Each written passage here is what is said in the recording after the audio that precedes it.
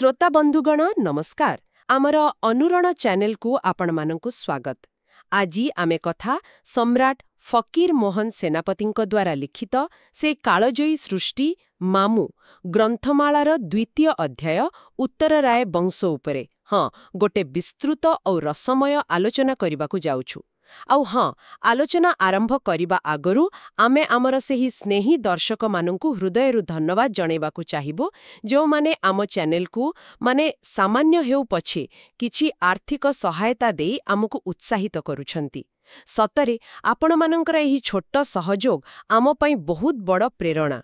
जदि आपण माने भी चाहिबे तेबे स्क्रीन रे देखा जाउथिबा क्यूआर कोड स्कैन करी किछि सहयोग करि परिबे किंबा आमर एही प्रयास को अधिकरु अधिक लोकंक पाखरे पहुंचेबा पई शेयर करि परिबे। आम ओडिया पॉडकास्ट चैनल अनुरण को आगो को बढ़िबारे सहाय्य करंतु।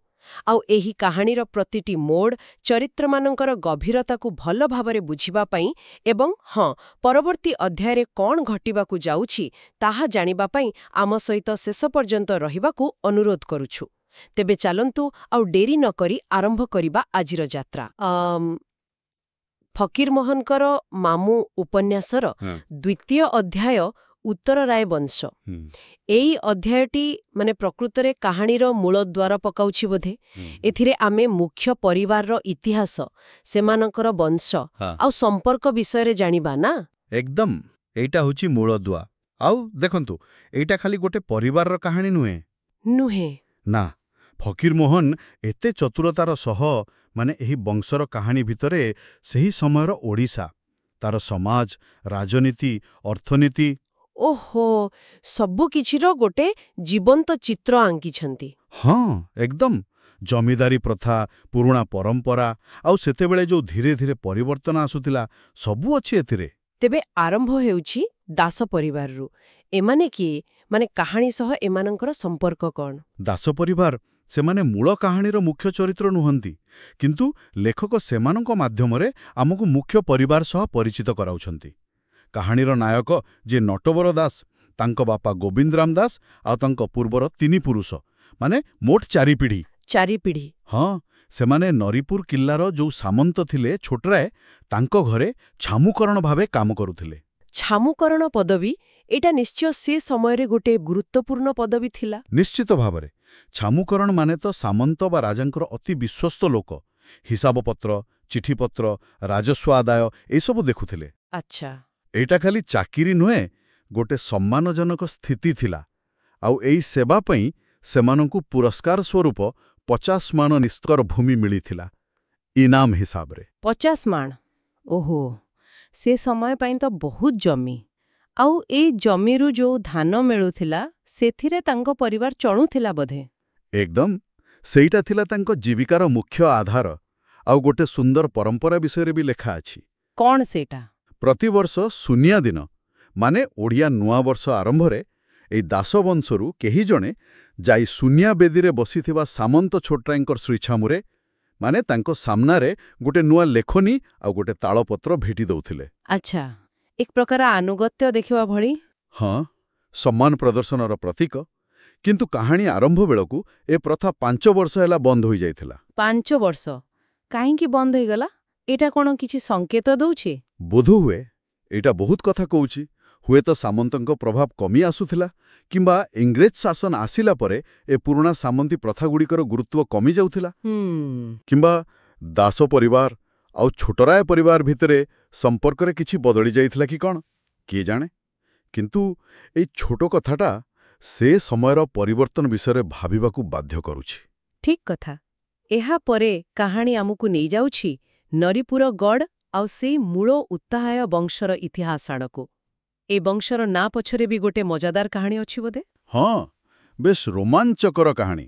बहुत पुराना कथा जेतेबेले मोगल सम्राटंक आक्रमण भयरे पठाण माने सेमानकर सेनापति कतलु खां को नेतृत्व रे ओडिशा आक्रमण करबाकू सुवर्ण रेखा नदी पार हेले।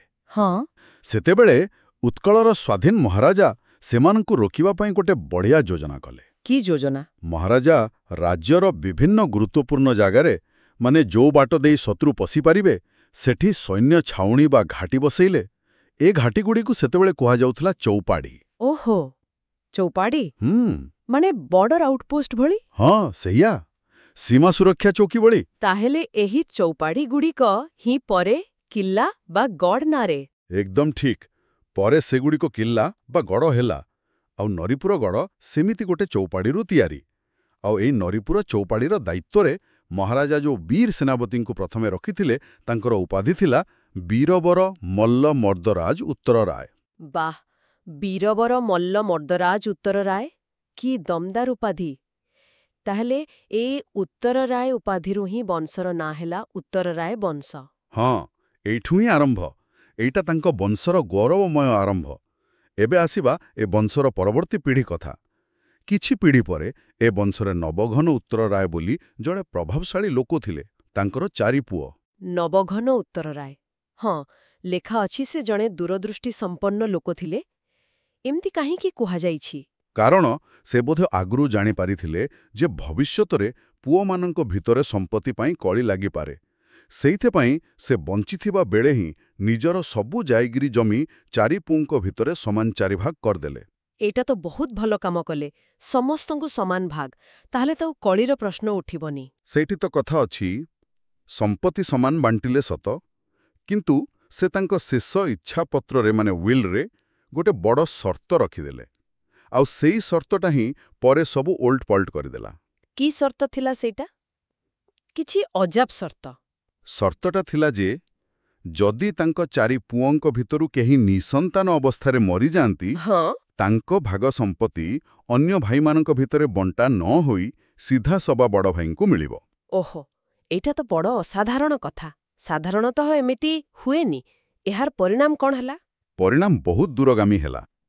ପ୍ରଥମେ କିଛିଦିନ ତ 4 ଭାଇ ମିଶିକି ରହିଲେ, କିନ୍ତୁ ପରେ ତାଙ୍କ ଭିତରେ ମନମାଳିନ୍ୟ ହେଲା, ମାନେ ମନ ଫାଟିଗଲା।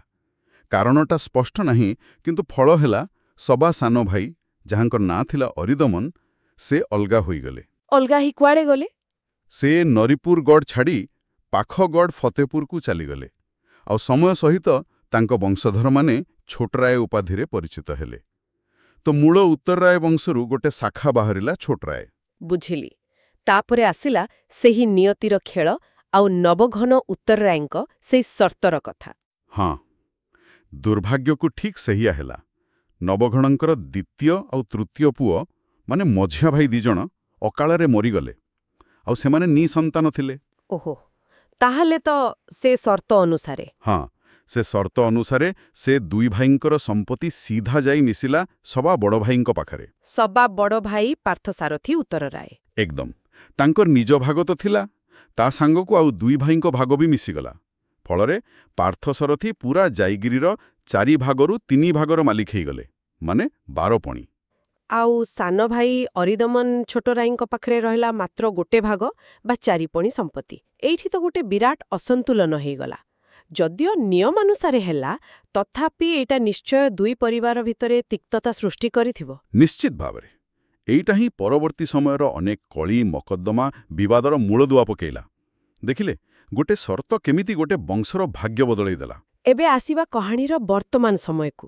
ଯେତେବେଳେ ଫକୀରମୋହନ ଉପନ୍ୟାସ ଆରମ୍ଭ କରୁଛନ୍ତି, ସେତେବେଳେ ପରିସ୍ଥିତି କ'ଣ? ସେତେବେଳକୁ ସେଇ 12 ପଣି ସମ୍ପତ୍ତିର ମାଲିକ ବଡ଼ ଭାଇ ପାର୍ଥସାରଥୀ ଉତ୍ତରରାୟଙ୍କର ଦେହାନ୍ତ ହୋଇସାରିଛି। ତାଙ୍କ ପରେ ତାଙ୍କର ସମ୍ପତ୍ତି ତାଙ୍କର ପୁଅ ଥିଲେ? ହଁ, ଜଣେ ମାତ୍ର ପୁଅ। ନା ତାଙ୍କର ପ୍ରତାପୋଦିତ ମଲ୍ଲ ଉତ୍ତରରାୟ। କିନ୍ତୁ ପାର୍ଥସାରଥୀଙ୍କ ମୃତ୍ୟୁ ବେଳକୁ ପ୍ରତାପୋଦିତ ଥିଲେ ନାବାଳକ, ମାନେ ନିଜେ ଜମିଦାରୀ ସମ୍ଭାଳିବାକୁ ବୟସ ହେଇନଥିଲା। ଓହୋ, ନାବାଳକ। ତାହେଲେ ଜମିଦାରୀ କାହା ପାଖକୁ ଗଲା? ସେ ସମୟର ନିୟମ ଥିଲା, ନାବାଳକ ଜମିଦାରଙ୍କ ସମ୍ପତ୍ତି ସରକାରଙ୍କ ଅଧୀନକୁ ଚାଲିଯାଏ। କୋର୍ଟ ଅଫ୍ ୱାର୍ଡସ୍ କହୁଥିଲେ। ତ ନରିପୁରର 12 ପଣି ଜମିଦାରୀ ସରକାରଙ୍କ ଦେଖାରେଖାରେ ରହିଲା। ଆଉ ପ୍ରତାପୋଦିତ? ପ୍ରତାପୋଦିତ ବି ସରକାରଙ୍କର ହେପାହତରେ, ମାନେ ତତ୍ତ୍ୱାବଧାନରେ ରହି କଟକ ସହରରେ ପାଠ ପଢ଼ିବାକୁ ଗଲେ। କଟକରେ? ଆଚ୍ଛା। ଆଉ ସେତିକିବେଳେ ଅନ୍ୟପଟେ ଯୋଉ ଛୋଟରାୟ ଶାଖା, ଅରିଦମନ ଛୋଟରାୟଙ୍କ ପରିବାର, ସେମାନଙ୍କ କଥା କ'ଣ? ଏଇଠି କାହାଣୀ ଆଉ ଗୋଟେ ମଜାଦାର ମୋଡ଼ ନଉଛି। ଅରିଦମନ ଛୋଟରାୟ ମଧ୍ୟ ନିଜ ପୁଅ ପୀତାମ୍ବର ଛୋଟରାୟଙ୍କୁ ସେଇ ସମୟରେ ସେଇ କଟକ ସହରରେ ହିଁ ରଖିଥିଲେ ପାଠ ପଢ଼ିବା ପାଇଁ, ବିଶେଷ କରି ଇଂରାଜୀ ପାଠ। ଏ ତ ବଡ଼ ଆଶ୍ଚର୍ଯ୍ୟ କଥା। ମାନେ ଯୋଉ 2 ପରିବାର ଶାଖା ଭିତରେ ସମ୍ପତ୍ତି ନେଇ ଏତେ ବଡ଼ ଫରକ, ସେଇ 2 ଶାଖାର ପରପିଢ଼ିର 2 ପୁଅ ପ୍ରତାପୋଦିତ ଆଉ ପୀତାମ୍ବର ଗୋଟେ ସହରରେ ଏକା ସମୟରେ ପାଠ ପଢ଼ୁଛନ୍ତି। ସେମାନଙ୍କ ଭିତର ସମ୍ପର୍କ କେମିତି ଥିଲା ଜାଣିଥିଲେ ପରସ୍ପରକୁ? ଖାଲି ଜାଣିନଥିଲେ, ସେମାନଙ୍କ ମଧ୍ୟରେ ଗୋଟେ ଅଦ୍ଭୁତ ଭାରି ନିବିଡ଼ ବନ୍ଧୁତା ଗଢ଼ି ଉଠିଥିଲା। ଫକୀରମୋହନ ଲେଖିଛନ୍ତି, ଦୁହେଁ ସମବୟସୀ ଥିଲେ ଆଉ ଦୁହିଁଙ୍କ ଭିତରେ ଭାରି ପ୍ରୀତି, ଭାରି ଭଲ ପାଇବା ଥିଲା। କେମିତି ବନ୍ଧୁତା, କେତେ ଗଭୀର? ଏମିତି ବନ୍ଧୁତା ଯେ ପ୍ରାୟ ସବୁବେଳେ ଏକାଠି ରହୁଥିଲେ। ଏକାଠି ଶୋଇବା, ଏକାଠି ଖାଇବା, ଏକାଠି ପଢ଼ିବା, ଏକାଠି ବୁଲିବା, ସବୁ ଏକାଠି।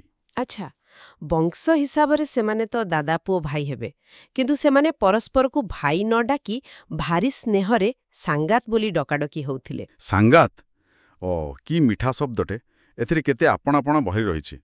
ଏକପଟେ ପରିବାରର ପୁରୁଣା ତିକ୍ତତା, ସମ୍ପତ୍ତିର ଝଗଡ଼ା, ଆଉ ଅନ୍ୟପଟେ ଏ ଦୁଇ ପିଲାଙ୍କ ଭିତରେ ଏତେ ନିବିଡ଼ ବନ୍ଧୁତା। କିନ୍ତୁ କେଜାଣି କାହିଁକି ମନରେ ଗୋଟେ ଆଶଙ୍କା ବି ଆସୁଛି, ଏ ବନ୍ଧୁତା କ'ଣ ସତରେ ତିଷ୍ଠି ରହିବ, ନା ସେ ପୁରୁଣା ଇତିହାସର ଛାଇ ଏମାନଙ୍କ ସମ୍ପର୍କ ଉପରେ ପଡ଼ିବ? ଏଇଟା ହିଁ ତ ଉପନ୍ୟାସର ମୁଖ୍ୟ ଦ୍ୱନ୍ଦ୍ୱ ଆଡ଼କୁ ଆମକୁ ଟାଣି ନେଉଛି। ଏଇ ଦୁଇ ସଙ୍ଗାତଙ୍କ ଭବିଷ୍ୟତ କ'ଣ ହେବ? ସେମାନଙ୍କ ବନ୍ଧୁତା ସେଇ ପାରିବାରିକ ତିକ୍ତତା, ସମ୍ପତ୍ତିର ଲୋଭ ଆଗରେ ହାର ମାନିଯିବ, ନା ସେମାନଙ୍କର ସ୍ନେହ ସବୁ ବାଧାବିଘ୍ନକୁ ପାର କରିବ? ଏହି ପ୍ରଶ୍ନଟା ହିଁ ପାଠକ ବା ଶ୍ରୋତାଙ୍କ ମନରେ କୌତୂହଳ ଆଣୁଛି। ହଁ, ଆଉ କାହାଣୀକୁ ଆଗକୁ ବଢ଼ଉଛି। ଏକଦମ। ଫକୀରମୋହନ ଏଇ ଦ୍ୱିତୀୟ ଅଧ୍ୟାୟରେ ହିଁ ଆଗକୁ କ'ଣ ହେବ ତା ପାଇଁ ମଞ୍ଚ ପୁରା ପ୍ରସ୍ତୁତ କରିଦେଇଛନ୍ତି। ବାସ୍ତବିକ। ତେବେ ଶ୍ରୋତାବନ୍ଧୁ, ଆଜି ଆମେ ମାମୁଁ ଉପନ୍ୟାସର ଏଇ ଦ୍ୱିତୀୟ ଅଧ୍ୟାୟ ଉତ୍ତର ରାୟ ବଂଶ ଭିତରେ ଗୋଟେ ରୋମାଞ୍ଚକର ଯାତ୍ରା କଲେ। ଆମେ ଜାଣିଲେ ନରିପୁର ଗଡ଼ର ଇତିହାସ, କେମିତି ସେ ବୀରବର ମଲ୍ଲ ମର୍ଦ୍ଦରାଜ ଉତ୍ତରାୟଙ୍କ ନାଁରୁ ବଂଶର ନାଁ ହେଲା। ଆମେ ଦେଖିଲେ ନବଘନ ଉତ୍ତରାୟଙ୍କ କଥା, ଆଉ ତାଙ୍କୁ ଉଇଲର ସେଇ ଗୋଟିଏ ସର୍ତ୍ତ। ହଁ, ସେଇ ସର୍ତ୍ତଟା କେମିତି ପୁରା ଭାଗ୍ୟ ବଦଳେଇ ଦେଲା। କେମିତି ପାଠସାରଥୀ ଉତ୍ତରାୟ ଅଧିକାଂଶ ସମ୍ପତ୍ତି ପାଇଲେ, ଆଉ ଅରିଦମନ ଅଲଗା ହେଇ ଛୋଟରାଇ ଶାଖା ତିଆରି କଲେ। ଆଉ ଶେଷରେ ସବୁଠୁ ଗୁରୁତ୍ୱପୂର୍ଣ୍ଣ କଥା, ଆମେ ଦେଖିଲେ ସେହି ଦୁଇ ସଙ୍ଗାତ ପ୍ରତାପଦିତ ଆଉ ପୀତାମ୍ବରଙ୍କ କଟକର ଜୀବନ, ଆଉ ତାଙ୍କ ଭିତରେ ଥିବା ସେହି ନିବିଡ଼ ବନ୍ଧୁତାକୁ। ହଁ, ସେ ବନ୍ଧୁତା। ତେବେ ଏହି ଅଧ୍ୟାୟରୁ ଆମେ ମୁଖ୍ୟତଃ କ'ଣ ଶିଖିଲେ? କି ବାର୍ତ୍ତା ମିଳୁଛି ଏଥିରୁ? ଦେଖନ୍ତୁ, ମୋତେ ଲାଗୁଛି ଏଥିରେ ଅନେକ କଥା ଅଛି।